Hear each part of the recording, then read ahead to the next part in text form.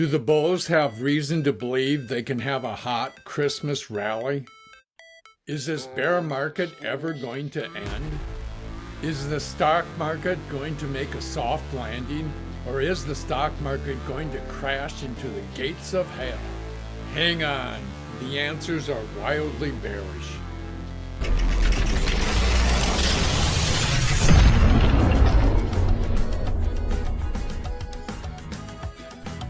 This is not financial nor professional advice. This video is for entertainment only. Boys and girls, I'm afraid there'll be no Christmas rally this year because Santa Claus is likely to give us lumps of coal, which is the lumps of coal of a coming recession. And in fact, we've already had our Christmas rally. The rally we've been experiencing, I think, was built on the hope that we would have a soft landing, and the signs more and more are that we have a coming recession, and we're going through the stages of inflation and then stagflation and then recession. And how long we're going to be in the stagflation phase just depends upon how fast the Fed raises the rates. If they raise the rates increasingly fast or as fast as they've been raising them, we will go into recession fairly soon. So that leaves us with the prospect that the main way to benefit from this market is to short it. And when you short it, that's kind of a dangerous thing. And it's something I've gotten used to. It's not something I'm recommending for everybody.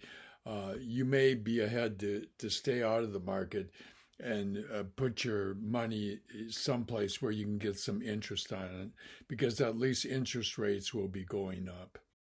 This bear market will end, but not for a while. And it all depends on inflation. We got some big dates coming up. The 13th is when the CPI comes out, and that'll tell us whether we're making any progress on inflation. And then on the 14th, Jerome Powell will increase the interest rate probably to 0.5%, 0.5%. There's a 75% chance he'll do that. But if the inflation number comes out extremely bad on the 13th, he could raise it to 0.75%. I think there's signs that inflation is being reduced, but there's also signs that inflation is being increased, and that's what you call stagflation. So we've graduated to the stagflation stage, and now the next stage after that, if he's successful, is that we will have a recession. And it seems like there's less and less doubt that we're going to have a recession, but hopefully the recession will be a mild recession, and that's the soft landing. And it looks possible, but it's a narrow path, and one likely to be more likely to crash into the gates of hell. That's more likely to be our destiny before things get better, because usually you have to have a capitulation where everybody sells and nobody wants to own stocks before the market really starts to gain traction and goes forward. China is a good example.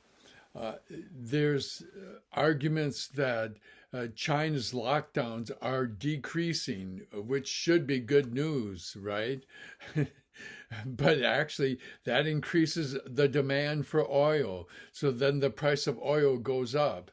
But the price of oil is such a multifactorial thing.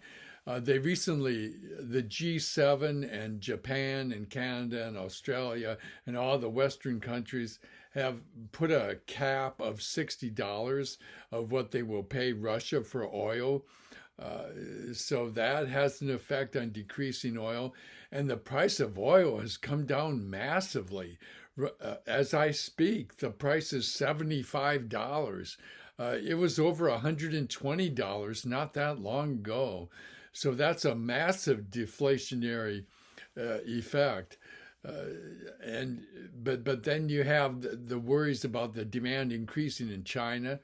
I think there's more evidence that demand will be decreasing in the United States, which might be relevant, and that's good for inflation. But the problem is it's decreasing. The prices on oil is decreasing for the wrong reason. The coming hurricane of a possibly very severe recession is coming towards us, and we're doing our best to avoid it, but it's looking like it's going to be very hard to avoid it. And then we get such contradictory information as the services PMI decreased to 46.2, below 50. The economy in services is contracting, and previously it was over 47. It was like 47.8, and so it went down to 46.2, which indicated that services are contracting. And this is one of those bad news is good news, because it brings inflation down. On the other hand, factory orders increased by 1%. The previous month, they had only increased by 0.3%. So you have these discrepancies where some things are expanding and some things are contracting. Stagflation. Two stocks that previously held the market up are starting to falter. Apple is struggling to stay above 140, and they have trouble with China, and it's the lockdowns. The factory that produces their phones in China is reducing their productivity. So Apple thinks it'll have 12% less sales of its iPhones. And Tesla is struggling to try to stay above 180. And again, their problem is China also. The Shanghai factory, it's not being locked down, but there's lower demand in China.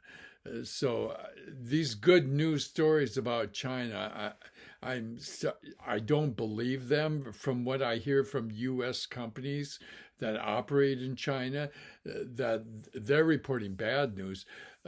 Tesla is probably going to cut its production at its Shanghai factory by 20% because of lower demand, particularly in China. So I believe what the U.S. companies are saying before I believe what China says. And it looks like some companies, at least, may be laying off workers in preparation for a coming recession. Pepsi is laying off hundreds of corporate workers, which you wouldn't. Pepsi has been doing well, and you wouldn't think they would be in trouble, that there would be demand for their product almost regardless. So this is not a good sign that Pepsi is anticipating a recession, I think. Several times this year, I've tried to construct a positive, bullish portfolio, and then the same thing always happens. I end up going back to SQQQ, which is triple leverages the 100 largest companies on the NASDAQ. The QQQ is the 100 largest companies on the NASDAQ, and the SQQQ shorts those the QQQ, and it's triple leveraged. So for every dollar that the index, the QQQ, goes down, you make $3. And that's where I've made a lot of money, and that's where I continue to make money. And so the history of this year, as the ups and downs of this market goes, and I try to get bullish on the rallies, and then it turns against me, and I lose money. But then I jump on SQQQ and make money as the market goes down, and more than make up for any losses I had. and that's my story this year, which is a sad story, but I'm crying all the way to the bank. Two things that I've learned intimately about is the 10-year bond yield and the VIX, and the VIX. The VIX, when it goes below 20, the market is bullish. And in this last rally, it got down to 19. But then when it started to fade, it went back above 20.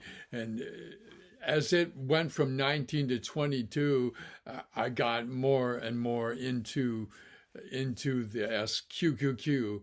And that's the way I do it. I consider below 20 to be bearish. Above 20, no, below 20 is bullish. I'm sorry. Below 20 is bullish, and above 25 is bearish. And in 20 to 25, you're in indeterminate land, but it depends on what the direction is. So as it was going from 19 to 22 across the 20 line, it was going towards 22.